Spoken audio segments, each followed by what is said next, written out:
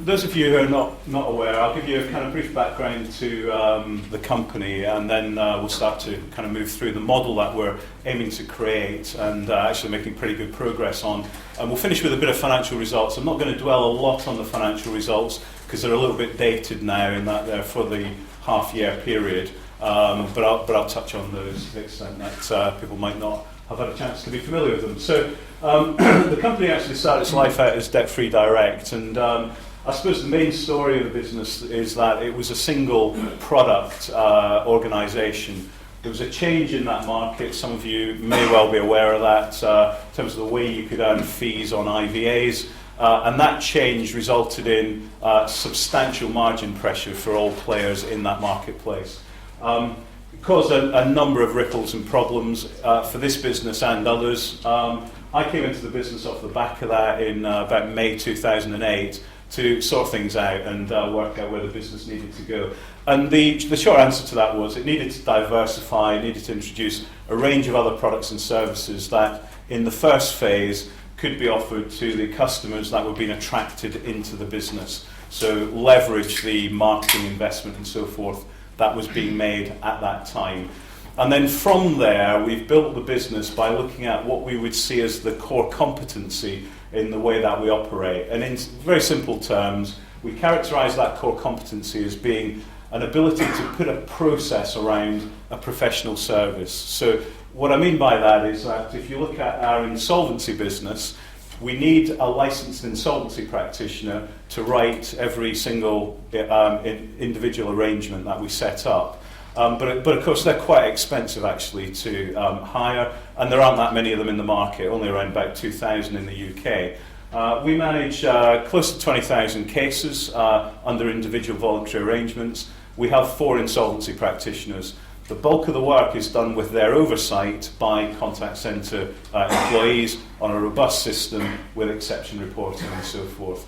And essentially we've been looking at other markets that we could put that into, and we've developed through a range of those. And you can see here in our progression we moved into areas such as claims management and more recently legal services. So I'll describe a bit of our journey in more detail later on. But we're now quite a diversified group, with the legal business being the biggest component now. And you can see the difference in how that's changed the group profile in that in the first half of 2014 we had a small contribution from the acquisition of a legal business called Simpson Miller. In this half-year period, almost half of our revenues coming from legal services, as that business of Simpson Miller has embedded into our group and started to deliver some of the benefits we anticipated. Interestingly, after this reporting period, we bought a second legal firm called Coleman's, roughly the same size actually as the Simpson Miller business, but working in a different segment of law. So on a pro forma basis, you would expect to see that slice representing almost 2/3 of our revenues as we go forward. And what we're trying to do as a group is work to a mission which is helping to point customers towards better solutions. Essentially, the products we sell are distressed purchases. Typically people come and talk to us because they've got a problem they need to sort out, and they generally need their hand-holding to give them the right advice to better their situation. The way that manifests itself in the debt services area is what we're trying to do is help make people's money go further. So generally, those customers have got a problem, and the nature of that problem is that they're experiencing some level of financial difficulty that we want to solve for. Whereas in the legal services market, there's a lot of demand which is not being met by lawyers at the moment because law is seen as quite inaccessible.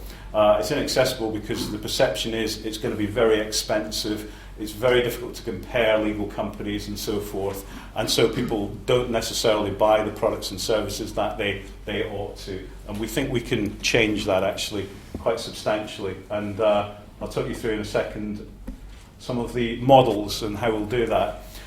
By entering this market, we changed the profile of what Fairpoint's about. As Hannah said at the start, we pay a dividend. We paid a dividend for a while. It's quite a good yield on our stock. but we haven't been able to show much growth in our top line. The reason for that is that the marketplaces we've been operating in have been quite small. Around about 80 to 100 million in the UK of IVAs in a year, and in the debt management market around about 150 million. So being a business with around about a 10 to 15% market share in those places, it's quite difficult actually to make your top line substantially better, given the starting point on market share. All that changes with the move into legal services, because consumer legal services, which is the marketplace we're talking about, has a value of around about £10 billion. And at the moment, on a pro forma basis, our turnover is around about 40 million. So there's an awful lot of room to be able to grow through there. And you can see that growth starting to come through in our figures. We think this is a very attractive marketplace, and I'm going to describe some analogies, I suppose, and a bit of an explanation as to why we got into this marketplace. For the academics amongst you, I've used a few strands from Porter's competitive analysis, which is really where we started when we were looking at which markets we should get to next. And what this diagram is showing you is that the market is very fragmented, and it's made up of a lot of very small organisations dominated by sole practitioners and partnerships and LLPs and so on. In fact, if you looked at organisational size, you would see that around about 6,500 of the 10,000 legal firms in the UK are actually sole practitioner businesses or partnerships, 1 or 2 employees. 90% have 10. And even at the top end of the market in consumer law, your biggest firm is turning over, getting on for about 200 million of revenue of a £10 billion market. So it hasn't really consolidated yet. It's not even concentrated at the top end. There's plenty of opportunity to grow through without having to compete against massive competitors. And just to give you a bit of a sense, to be a top 5 consumer legal firm, you would need to have a turnover of about 60 million. That's the goal we set about a year and a half ago to the management team of the legal business. We're up to about 40 now, so we're on track to get to that sort of level. As I say, that will place us in the top 5 position. If you look at things from a consumer perspective in this marketplace, it's quite difficult to buy legal services, to the degree to which many of you had a lot of experience with this, but unusually it's incredibly difficult to get comparison data on one law firm over another law firm. It's very difficult to understand what the price points are for the various products and services if you move beyond straightforward wills and conveyancing work. And the marketplace is very complex because there's such a plethora of different products and services. Any other service market today, it's about price comparison engines, it's about things like checker trade and so forth, where there's good information, there's good ratings, maybe it's TripAdvisor, you know, people are armed with information to make decisions. It doesn't really exist over here, and there isn't a preeminent brand that's standing out in the market. So from a consumer perspective, there's not really a huge amount of buying power, and I think if I contrast it with the past, it looks a bit like insurance looked going back to the 1980s.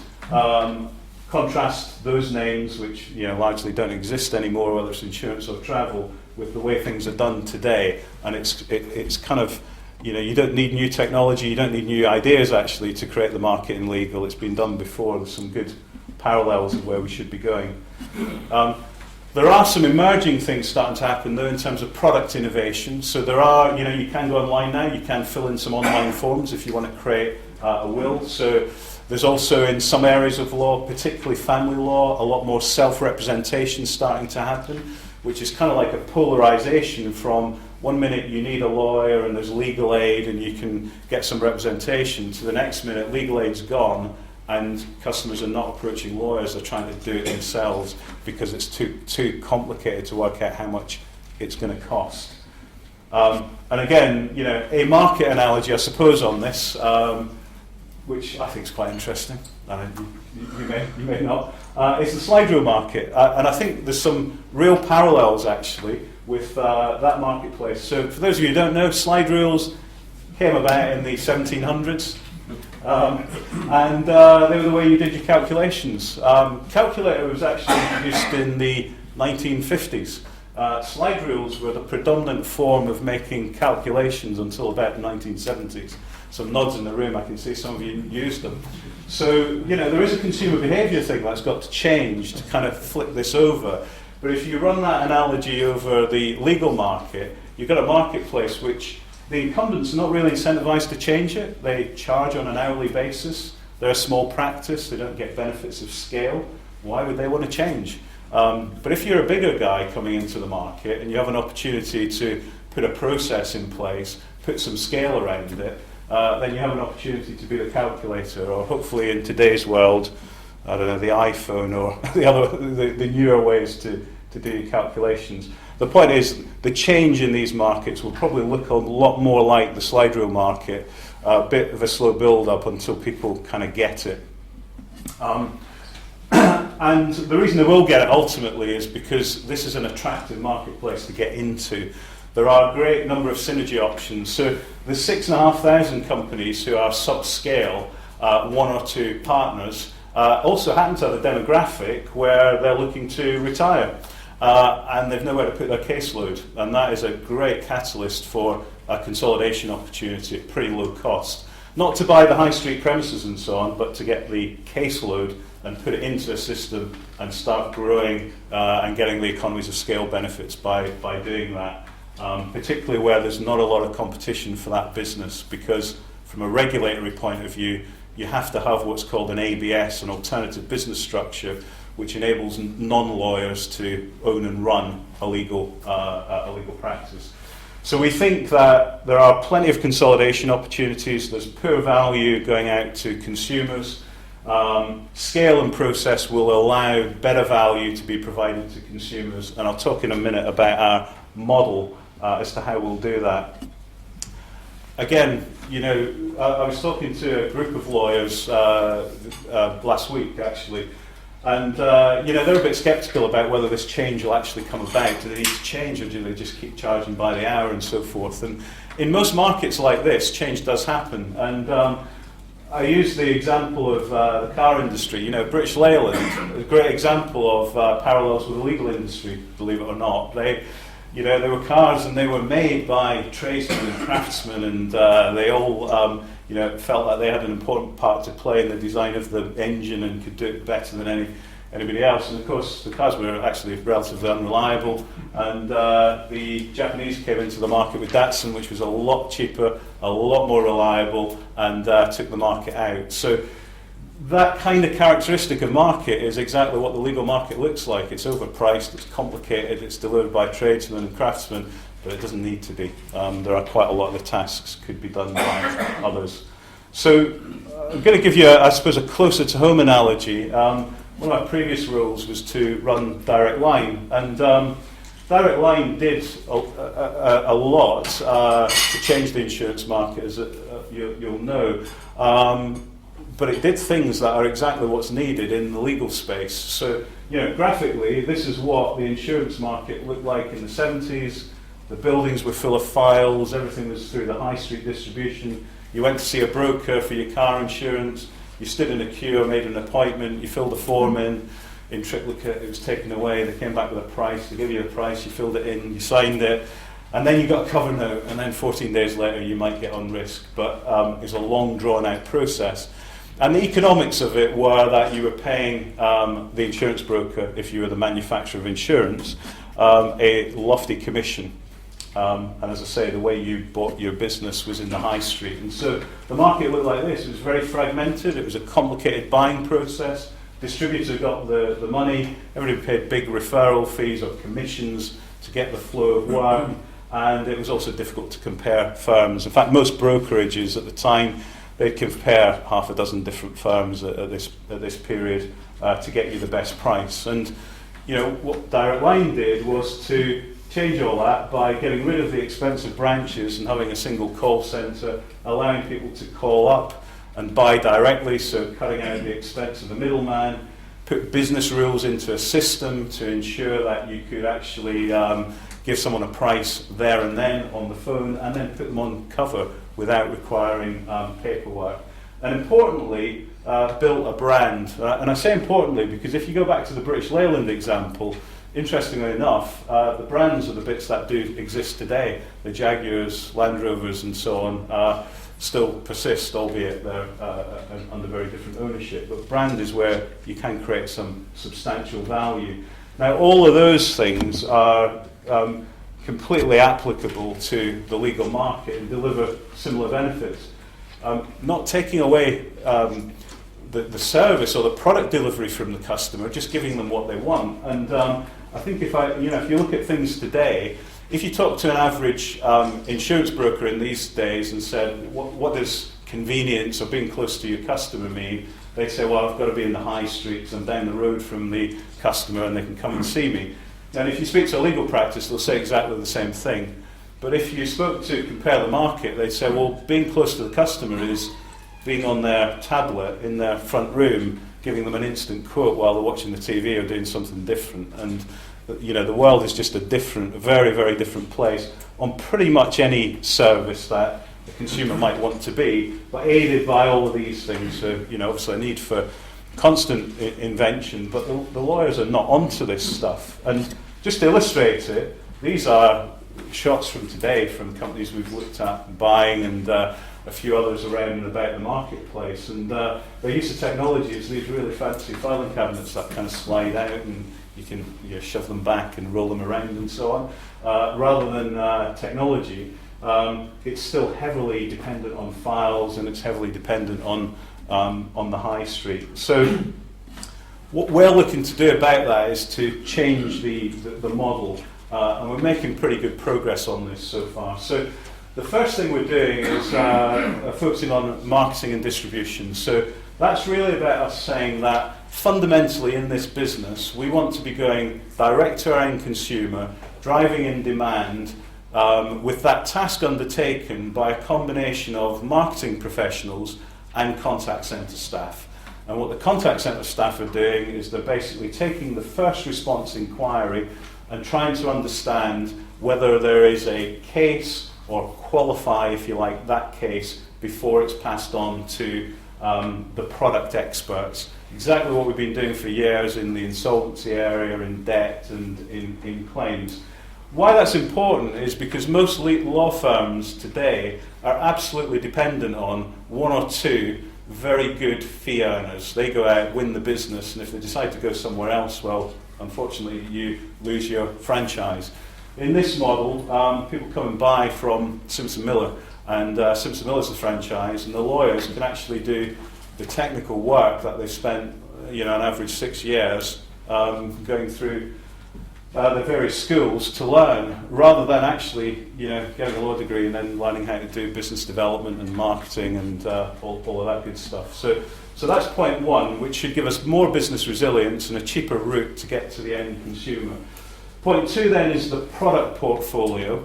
And obviously what we want to do here is make sure we've got a range of products that serve the broad needs of the average consumer, but also to make sure that that range of products is such that they have the right balance of cash flows into the business. So, we don't want a business that's full of Erin Brockovich types, because we're going to tie up a load of cash. We have to wait for 5 years or whatever for a payout. However, that business line it generally offers pretty high margins if you do it properly. So we want to participate in that. But equally, we want to build our product range up to be much more aligned to what I describe as fixed fee and pay-as-you-go products, to give us that cash profile balance. And to that end, we've built a whole suite of different products and services in our business by assessing the processes, how long it takes to do the job, how much it costs. And if you were going on the Simpson Miller website, you'd see a fixed price for those services and what you get for that price. That's quite different to the way you buy law from most other places, and we think that's going to break down a lot of barriers to the way people buy legal services, because it's open and it's transparent. Obviously, to do all of that, you need a proper platform that will allow you to manage these processes and benefit from scale.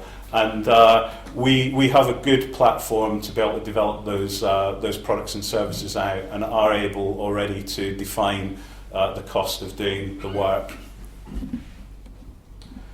So I'm going to flick through the next few slides because they give a little bit more detail, which you can have a look at later in terms of what we mean. But this is really just breaking down the marketing guys generate the inquiries, a contact centre team gather some information to try and qualify the case, and then it goes to the relevant product area, whether that be debt or legal or claims services in the group. You won't really be able to read this from where you're sitting, but what this is trying to pick out is that the ticks are really saying there's a fee of £360 for a divorce where you need some advice about an agreement you've reached with your spouse. Okay, so this works in the context of a non-contested case. They've both been grown up, sat down, worked out who gets what, but they want to make sure and need to make sure that they haven't had their other half mislead them and tell them that they're not entitled to as much as they should. So what we do here is we charge £360 and we check out that agreement and make sure it does work and they haven't missed anything and they're still happy to proceed. And if they are, they get those bits of service and it's a job done. What it doesn't include is going through more detailed stuff. So for example, it says here that we are not going to investigate if the information is factually correct. We're taking it that you've seen the bank statement, you've checked that the individual has that income and so forth. We will simply be looking at whether, based on that income, that's the proportion of it you should have. So it's very clear to the consumer what they're going to get and starts to break down those barriers to get the job done in a reliable way for the consumer. Put this up because this kind of illustrates a bit of the difference in terms of the way we operate. This is our contact centre in Manchester, and it's depicted by what you'd expect. Computer screens, very little in the way of paper, nothing in the way of filing cabinets and so forth. That's the way this kind of process-oriented business should be done today, as opposed to this kind of picture, which is kind of full of files and so on, for actually the same category of work. To do all of this, we are adopting a buy and build kind of strategy.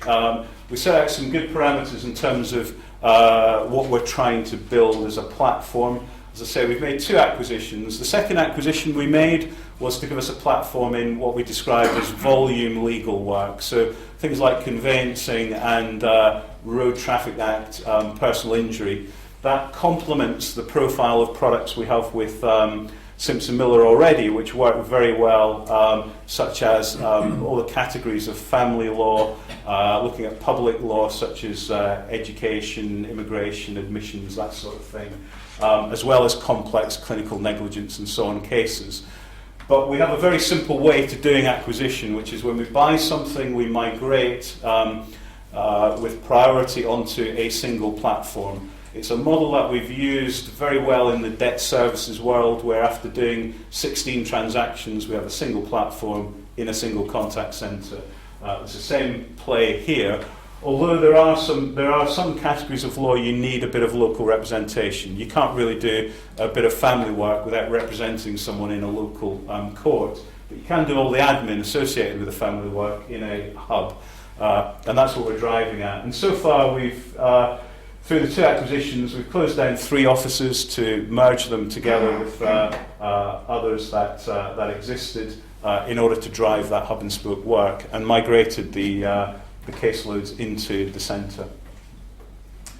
So translated into some good performance. As I say, in the first half of 2015, you had a 6-month contribution from Simpson Miller, which wasn't present in the prior 6-month period, so it kind of flatters the rate of growth on the revenue side. What I would say there is underlying around about 4 or 5% growth coming in organically from the Simpson Miller business, and all of the kind of pipe work done in Simpson Miller to give us the infrastructure, for example, to introduce the fixed price products to the market. As you can see, the big kind of PCR pull out is that the adjusted basic EPS is moving up quite well, and that's taking into account the incremental shares that have been offered as part of the consideration for the businesses. And I think that comes out in terms of our track record over the last 4 years or so, in terms of that movement on turnover and profit, and then subsequently here in terms of the earnings and the dividend performance that we've seen through the business.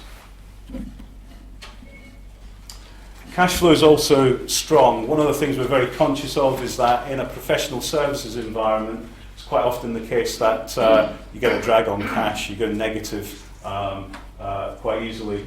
We're pretty good actually at driving cash out of our business because it's broad and diversified, and it's got a large chunk of product categories which are immediately cash paying. So our family law utilises the model I described of £360 to take you through a divorce. And as we build our growth through that model, we will see that to continue. So if you're looking at a measure like our debtor days, what you would see is that they're running in the legal business at about 105 days. So quite a quick turn on that cash, even though we are doing a healthy dose of clinical negligence and some long tail work. So summary conclusions is that we're participating in a number of highly specialised markets. The fundamentals of the shift into the legal business are that it's a big market, it's ripe for consolidation, and we feel we've got a business model which is standout in that sector. We're building good momentum through acquisition at the moment to consolidate that market and establish our platform, and that's giving us the capability to switch into our organic agenda and build out from there.